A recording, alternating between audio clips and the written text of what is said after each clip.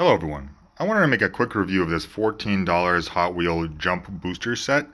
Now it comes with only one vehicle, but I think for 14 bucks it's pretty much a must-have addition. Although it itself, the jumper, is not great, it does get the job done, and considering the price, I think it's good enough. You should have it, especially at this price. Now, a couple of issues. So first off, this track is a little wider, which means this doesn't work as well on the other original thinner tracks. However, if the vehicle is taller, it will still work, as the vehicle will make up for the height and the track difference. Now, this is kind of how this thing works. One thing I don't like is it doesn't stay on well. Like all that keeps it on are these two little clips, which essentially do nothing. And at this point, you pull this back as it's pulled back, and you push a car through. Let's take a look here. Oh, not fast. Ah, there it goes. So you do it again.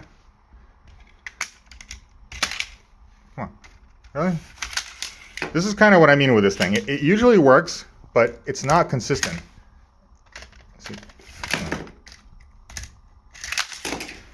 Based on a vehicle height, how it's designed, the vehicle will really be launched at completely different speeds. And it is just a little awkward. It also often falls, as you know, these Hot Wheels tracks kind of like twist sometimes, and this thing constantly just falls over like this.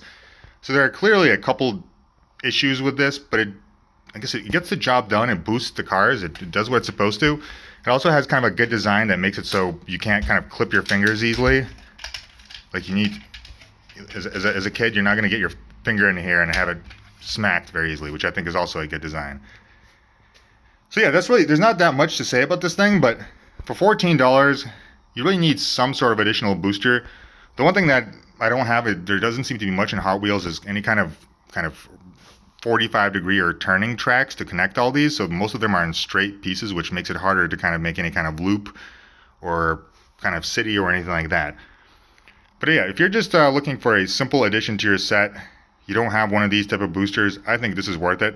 Currently we have the extremely loud electric booster, and we have one of those boosters you kind of just push down on. Those are actually my favorite because you can kind of control how hard you shoot the car out. They're also a little more stable, but yeah, this thing gets the job done. If you kind of have a car rolling down the track, it will push it along, and of course you do have to come back and reset it each time. And but yeah, see, I think it's a good buy.